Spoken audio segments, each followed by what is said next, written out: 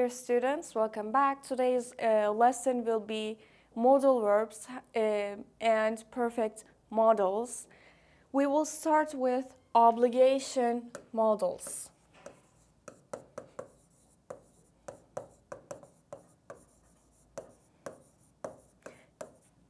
Obligation modals in general, they tell us, they express a necessity.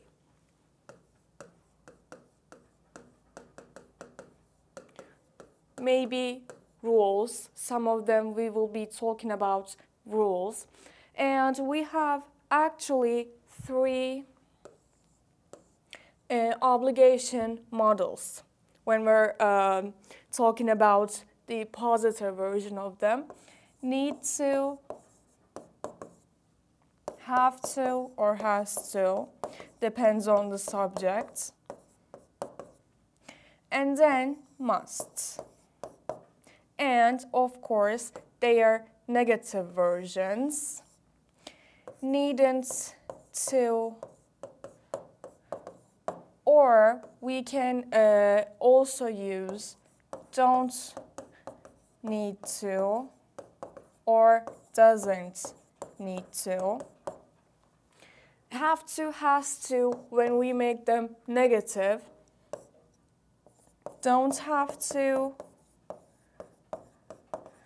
or doesn't have to, again, depends on the subject. And must turns into mustn't in its negative form. And we will start with must, and then we will study its negative, which is mustn't. We will also be talking about how different they are, because they all express obligation, all three of them. But how do we differentiate them? How do we use them? What are the differences? Must, of course, first thing is obligation. But the obligation we're expressing using must is personal obligation, the things that we obligate to ourselves.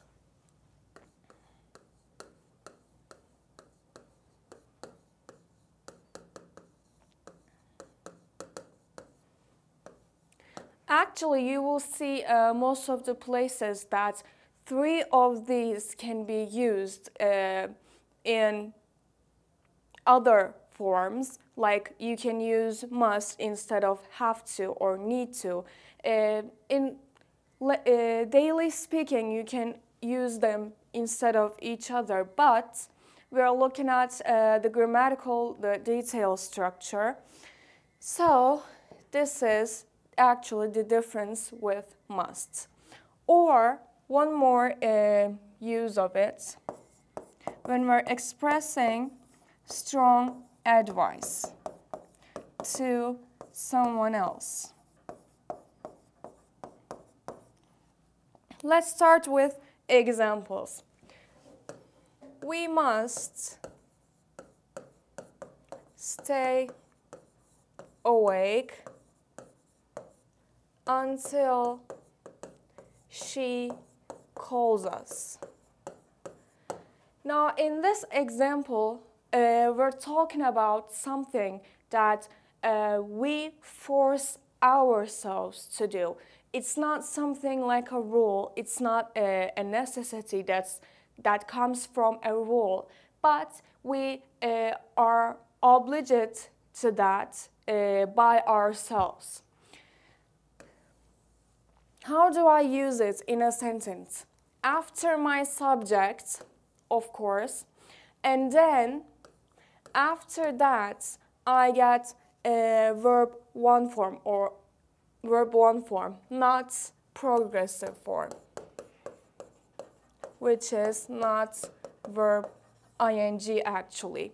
We have to get verb one.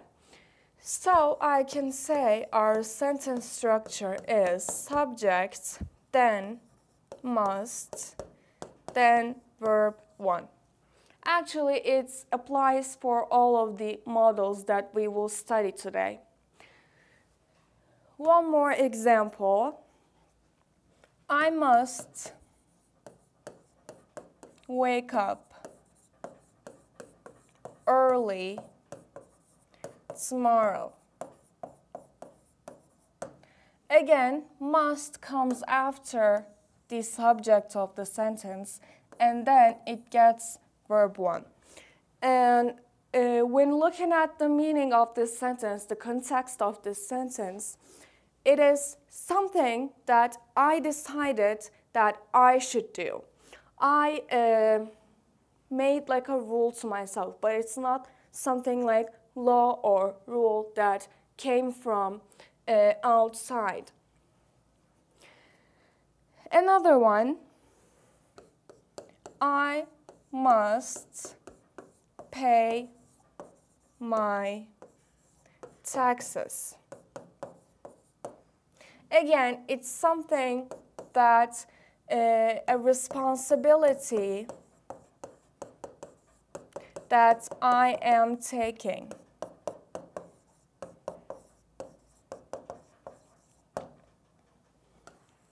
After the subject, my modal verb must, and then my verb 1 form, and then objects. We also said that we are using must with strong advice. For example, you are sick. You must see a doctor. In this sentence, must is used as a strong advice.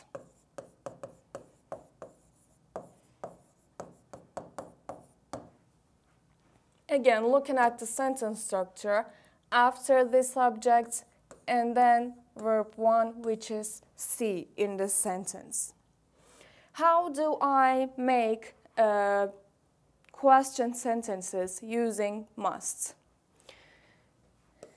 I take must, my modal verb, into the beginning of my sentence, and then subject, then verb 1 and objects. This is the sentence structure of question form using modal verbs. Let's give an example. Must people tell white lies? I put must in the beginning of my sentence and then my subject and verb 1, then objects. How do I answer this? I can answer in two ways because this is a yes-no question actually, because the auxiliary verb is in the beginning of the question sentence. So I can either answer with yes or no. Yes, they must. And if I continue from here, it would be a long positive sentence. Or no, they mustn't. Another one, when must I call the center? In here, this is a WH question, so in any tense, any model, doesn't matter. Our WH question always comes to the beginning of the sentence. And after that, to give what depends on what meaning we want to give, depends on what tense we use or model, doesn't matter. After that, the auxiliary verb. In this particular example, this is a modal verb, and it came right after that, the must, object, and verb 1. Sorry, subject, verb 1, then the object. I can answer this in only one way because we want a certain information. when asking this question. So I can say, you must call the center at 3 p.m., for example. It depends. Another one,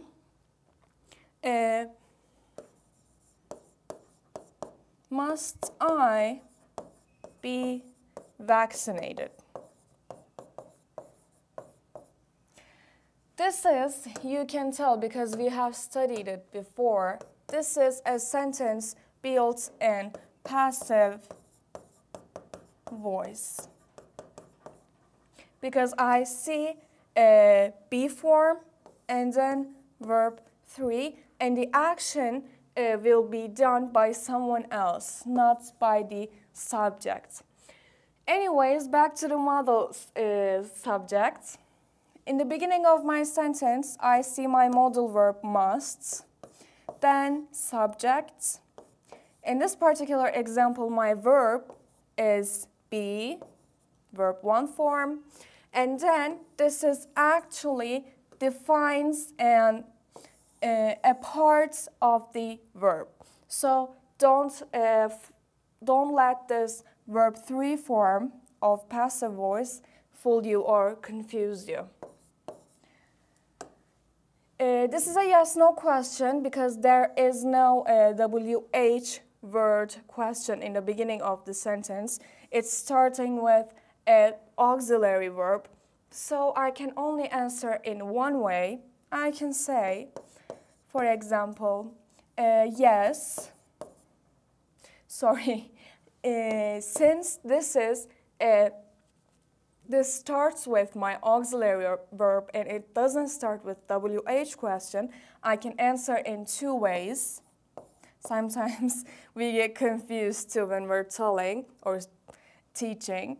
Yes, you must be vaccinated. Or if I wanted to give short answer, this would be enough. Yes, you must.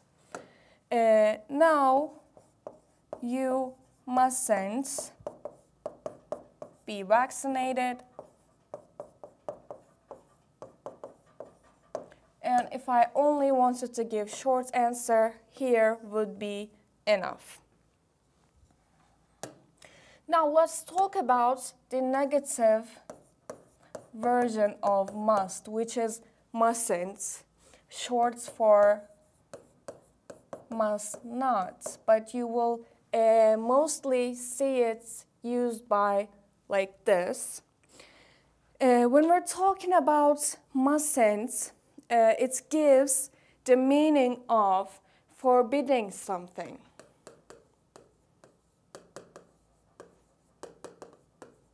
It forbids, it's like a rule. We're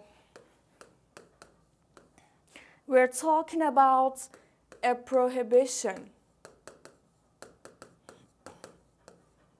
But this is important because in affirmative positive version of mustn't, which is must, we said that it is something personal that we decide what we must do or anything else. But in negative form, it is something that comes from outside.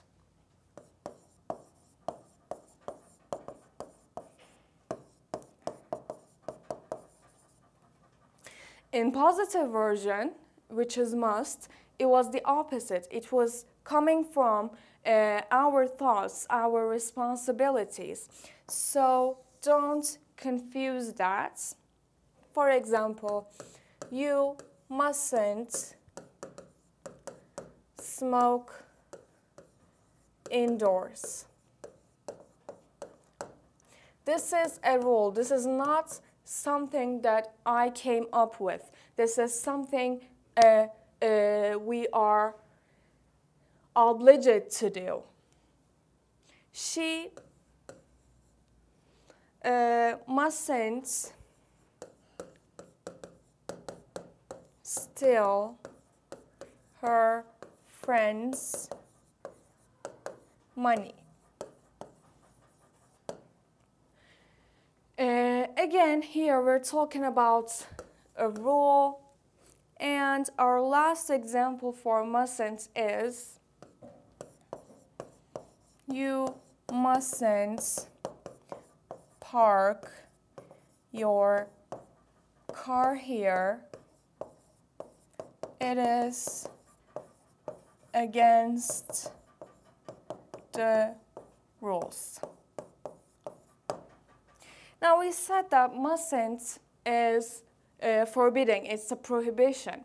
But also similar to must, it can be used in the meaning of strong,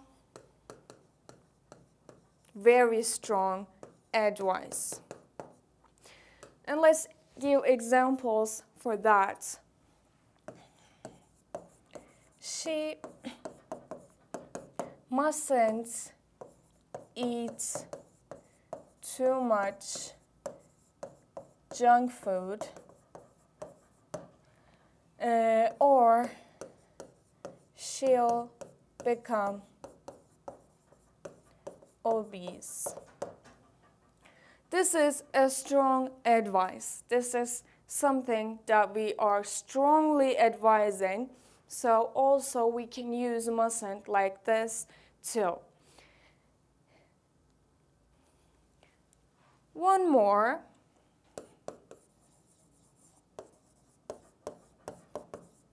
They mustn't insult their little sibling. Again, we're talking about, in both of these examples, strong advice like warning.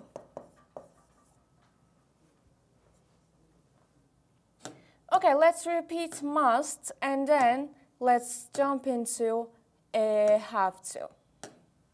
We started obligation models with must, and we said that in positive version of it, which is itself, we use it with personal obligation. It's not a rule from outside, but rather it is something we take responsible for, our thoughts, our obligations. Or we said that we can use as strong advice or like a warning to someone else. We said that must comes right after the subject of the sentence, and then after it, it gets verb 1. And then, talking about the question sentences, we said that if we're talking about a yes-no question, we take our modal verb must to the beginning of the sentence, then the subject, then verb 1 and object. But if we want to add a WH question, it always comes to the beginning of the sentence, then the modal verb, then subject.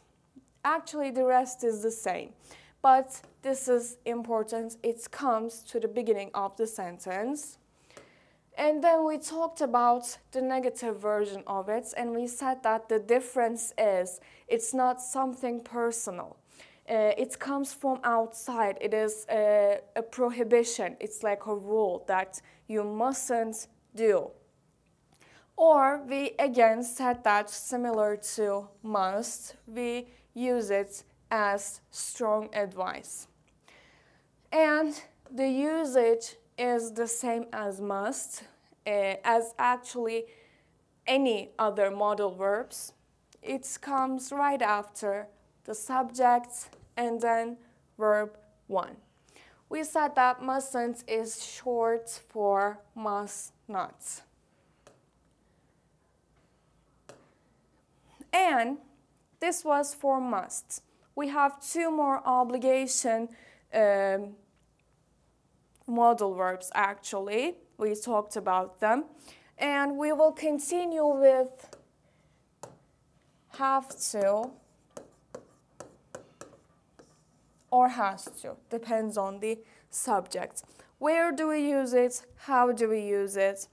We, And what is the difference between must or need to? We use have to express external obligation. This is different than must, because in must we said that it's personal obligation, and in have to we're talking about external obligation. And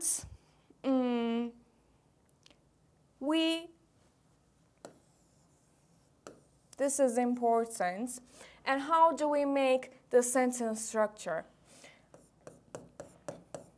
After I, you, we, they, these subjects, after these subjects, we use have to, and then verb 1, and then objects. When we're using the subjects, which are he, she, it, they get has to and verb 1, then objects. Also, one more thing, I said this in the beginning of the lesson, but in daily language, in daily use, you will see that, you will experience that have to and must can be used instead of each other or in place of each other. But this is the difference between them academically and grammatical structure, so keep in mind. We can simply talk about have to as rules actually. For example, students have to wear uniforms at school. We're talking about a school rule. Since my subject is plural, I used have to. It came right after the subject. Then my verb 1, which is wear, and then my objects. We're talking about an obligation. You have to do what police says. Now, again, before we examine the modal part of the sentence, I want you to pay attention to the relative clause in the sentence, actually, because we just studied it. What police says in here, it's actually a noun clause, because I'm not defining something. Instead, I am talking about something that is there. We are expressing, detailing the object. Back to the modals. I used have to because my subject is you. And right after my modal verb, I added my verb in verb 1 form and then the object. She has to obey the school rules, or she will be kicked out of school. Now, in this sentence, again, we're talking about a rule, as mentioned here. Since my subject is she, I used has to, and after that my verb 1 and object. And we have a conjunction here. We actually have two main clauses. She will be kicked out of school, and you can again see a passive voice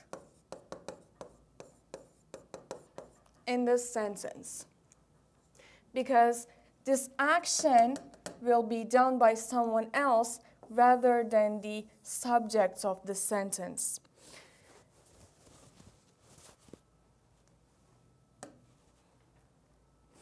For example,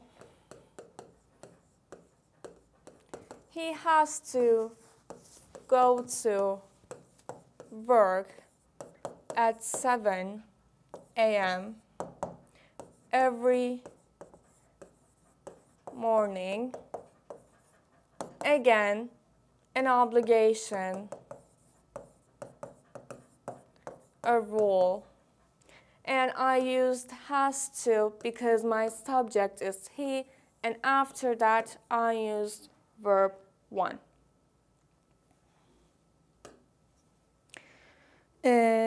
Let's talk about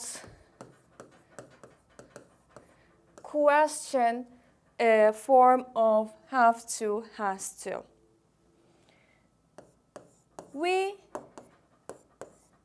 add do, does in the beginning of my sentence. And then our subjects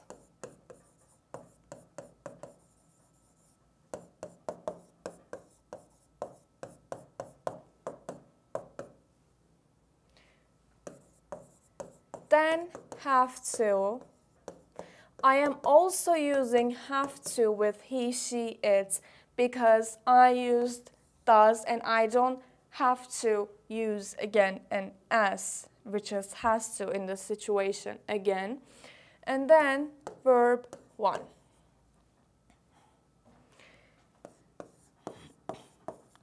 Does she have to finish her homework until tomorrow? I am trying to learn from this question. What information we want to get is that if she has to or if she doesn't have to. Now I can either say yes or no. Yes, she has to finish her homework until tomorrow. Or no, but before we jump into that, I want you to pay attention. I didn't put any does in here. This is my long answer. If I wanted to give a short answer in affirmative form, I would say, yes, she does. Because I'm taking the auxiliary verb and put it right after the subject. But if I want to give a long answer in affirmative form, does isn't there, and I'm actually making a full, meaningful sentence using has to. In negative answer, I can say, no, she doesn't have to finish her homework and the rest of it. This is the long answer, and I want you to pay attention again. There's doesn't, but this doesn't in the sentence in both short and long answer means the negativeness of the sentence, not the auxiliary verb actually. In fact, in short answer, in negative short answer, it's worked both as auxiliary verb and negative meaning, to give the negative meaning. Now we did the positive form, we did a question form, and now we have we did affirmative form, we did question form, and now we have the negative form, which we use don't or doesn't have to. Again, it depends on the subjects. With these subjects, I use don't have to, and then verb 1 and object. And with he, she, it subjects, we use doesn't have to, verb 1 and object. But the tricky part here is actually not the grammatical structure of the sentence. Rather, the tricky part is the meaning of the don't have to or doesn't have to. You expect that it means like must. It must be equal to must. But now it's the opposite. When we're talking about a situation, something, an event, an action that isn't necessary, we use don't or doesn't have to. And I want you to not forget that it's not a rule. Rather, it's something is not necessary. Now for the examples, you can understand better like that. You don't have to buy me a gift for my birthday.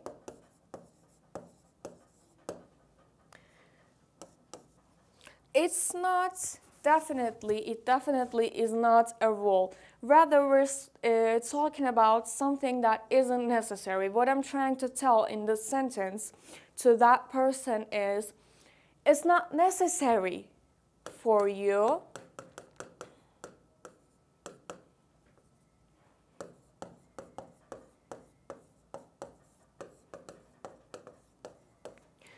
to buy me a gift. They mean the same thing. The translation of this sentence is this. So don't think that don't have to or doesn't have to is a rule. She doesn't have to do extra homework to pass her lesson because she can pass anyways. Again, the context of this sentence, the meaning of this sentence tells us, informs us that the action we're talking about isn't necessary, not an obligation. She is going to pass her lesson anyways, so she doesn't have to do extra homework.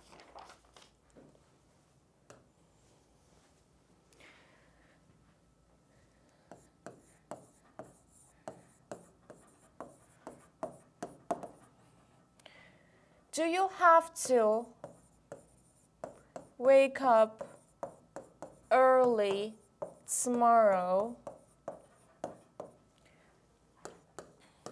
I can answer in two ways. Either it is an obligation for me to wake up early, or it's not necessary for me to wake up early. So I can say I can answer in two ways. I can say, yes, I have to, for short answer, or no, I don't, for short answer in negative version. Yes, I have to if I want to give long answer. I have to wake up early tomorrow. In negative version, if I want to give a long answer, no, I don't have to wake up early tomorrow. By the way, there is something more. You can answer either like this, yes, I have to, or yes, I do, while giving the short affirmative answer to this question. They both are correct and they both give the same meaning.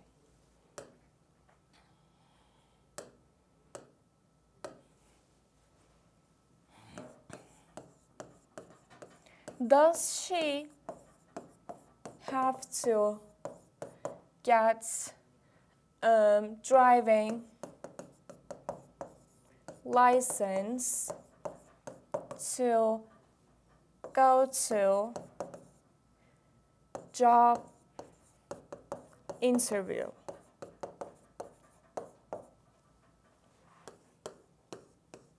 Again, I can answer in two ways, yes or no question this is. So either I can say, yes, she does, for short, or again for short, I can say, yes, she has to, or no, she doesn't.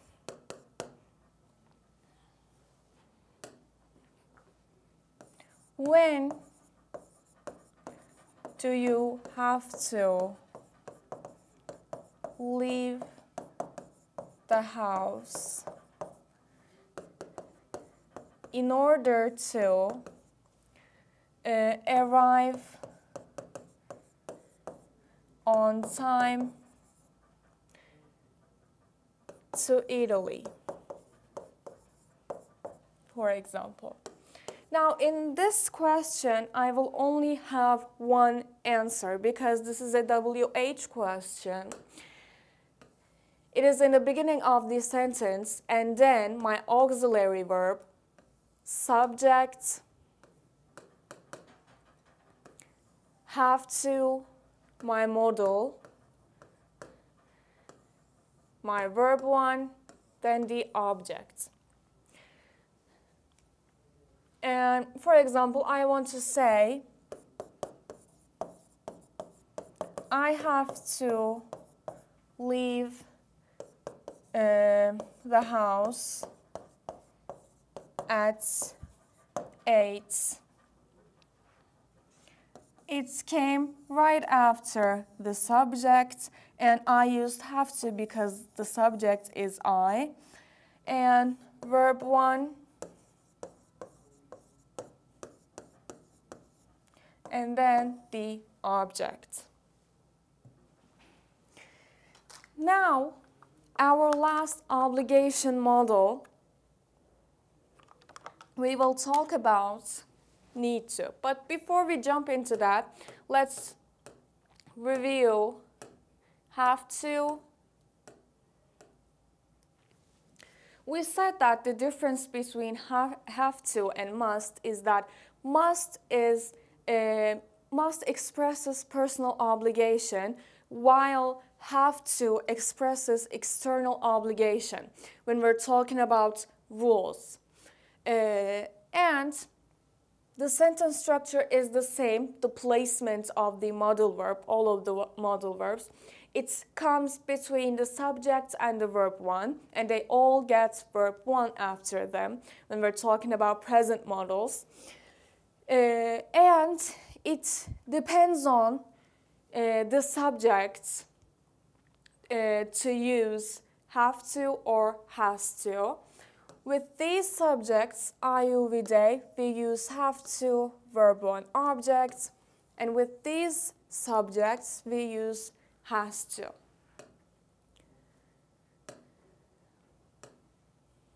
In question form, we said that we use auxiliary verb, do and does, and we put them to the beginning of the sentence. Then our proper subjects, and then have to, model, and then our verb 1 and object. The important thing here is to remember that not to use has to here because we already have the S in does, so I am using have to in the question. And when we're answering, we said that in short answers, we can give an answer like yes, she does or yes, she has to. Either of them is fine, it's correct. And then we said that -1, don't or doesn't have to, is also important because it doesn't mean the same thing as mustn't. It's not a rule, it's not a prohibition. Instead, it expresses something that isn't necessary, not obligation. And how do we use it? With these subjects, we use don't have to. With these subjects, we use doesn't have to. And both of them, again, gets verb 1 and object.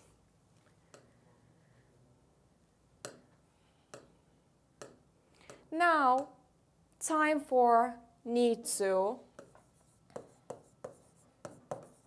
Our last obligation model for B1.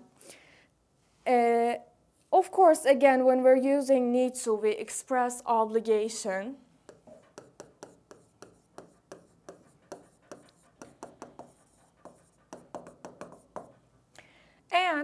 And need to,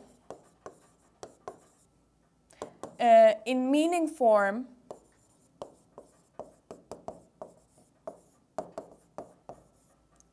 is same as have to. We are using need to with the same meaning as have to or has to. But also, there's an extra use that we also use need to when we're talking about needs. You can understand from here. Again, the sentence structure is we use subjects, need to, and verb 1 and object. How do we use it with different subjects? With I, you, we, they, need to, verb 1, an object. With he, she, it subjects, we add s at the end of need, needs to, verb 1, object. This is the only difference in affirmative form. So it is used same as have to, has to, but also it has one more usage to express needs. Let's give examples.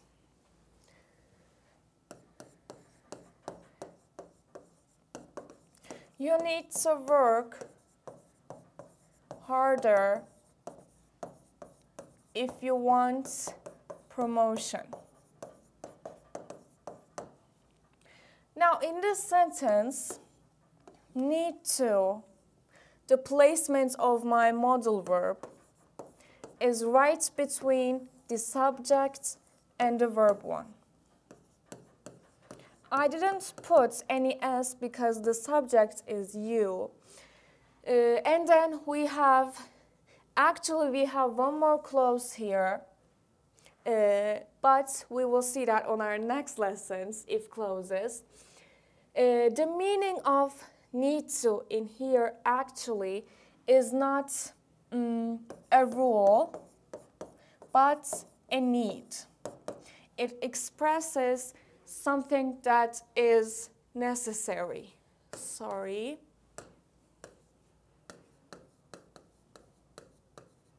In order to do this, you have to do this.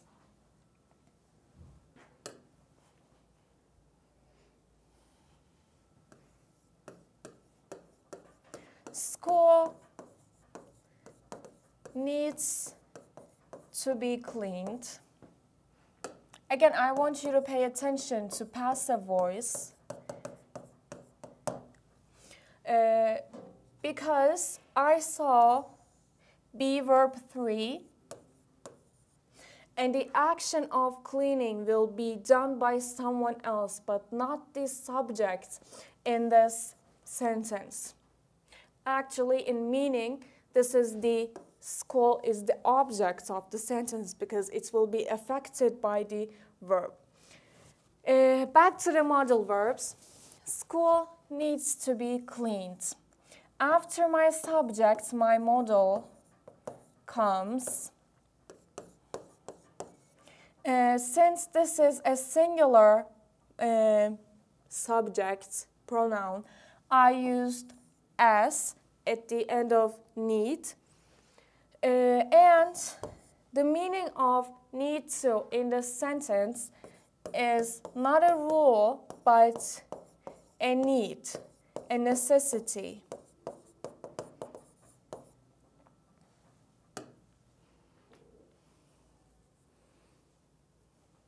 Diane needs to go to her boss's office. He called for her. Now, in here, my subject is Diane. It refers to she. That's why I added S at the end of need. After the subject, of course, my modal verb comes. Then verb 1 and object. He called for her. This is the second sentence. And actually, the second sentence gives us the meaning of that it is something like a rule here, actually. It is something, the meaning is something between a need and a rule. Because when your boss says something, it can be a rule or it can be a need. We can both say that. She needs to go to doctor because she has fever. My subject is she. That's why I added S to my modal verb, need to. My verb 1. And when we're examining this sentence to its meaning, context, we can understand that this is a need for her, for the subject.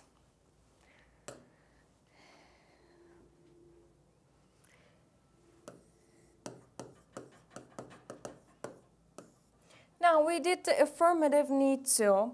Now let's do the question form of it. I put my auxiliary verbs into the beginning of my sentence, do and does, and I am going to use them with the appropriate subjects.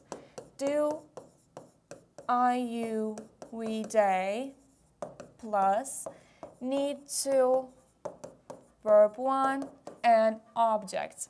And with thus, I use he, she, its objects.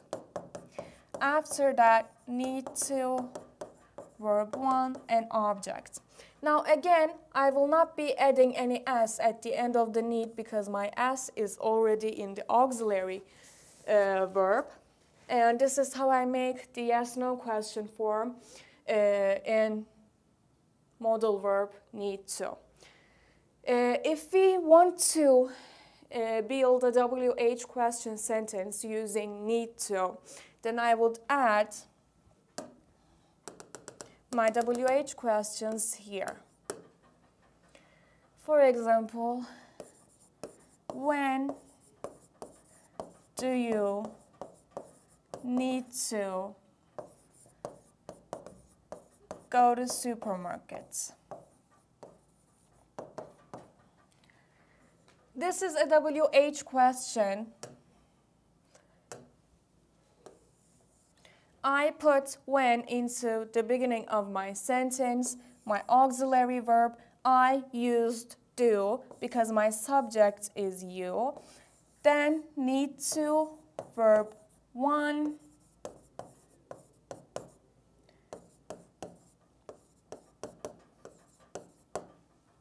And then the object. And I can only have one answer to this question. I can say, I need to go to supermarkets tomorrow.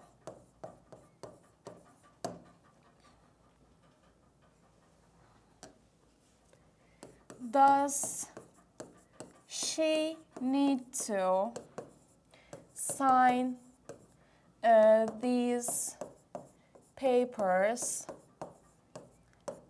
to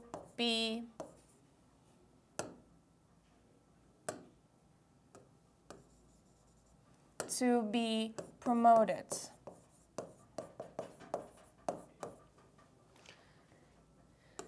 This is a yes-no question. My auxiliary verb is in the beginning of this sentence, and I use does because of my subject is she.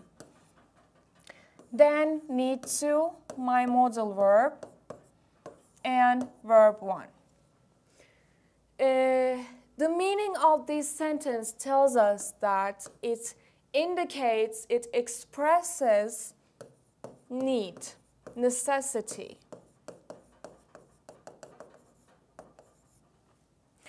I can answer in two ways.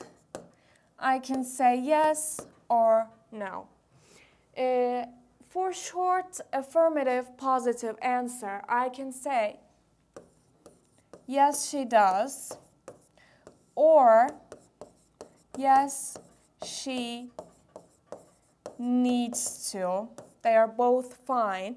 But if I am going to give long affirmative answer, yes, she needs to sign these papers. I cannot continue from here to give my long answer. And with negative answer, no, she doesn't. This is my short answer. And if I continue from here, no, she doesn't need to sign these papers.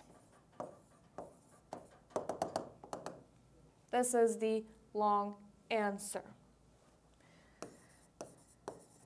When do we need to, or why do we need to get Ali's permission?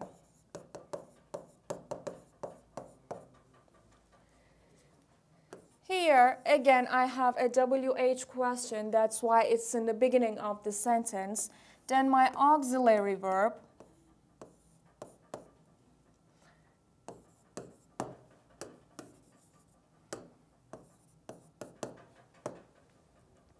my subject, I use do because of my subject. Need to, my modal verb, and then verb 1 and object. In here, actually, we're not talking about something that is a need. It expresses a rule. For example, in this example, I could also use have to. It would mean the same thing. I could also say, why do we have to get Ali's permission? They would mean the same, because in this sentence we want to express a permission, a rule. And I can only answer in one way, because this is a WH question. I can say, for example, I can give an answer like, we need to, because he is in charge. Okay, that's it for today's lesson, guys. I hope you understood it. The modal verbs aren't done yet, but we will continue modal verbs, first modal verbs, the ones we used in present tense. We will continue them on our next lesson. Take care of yourselves. Make sure you study well. See you on the next lesson.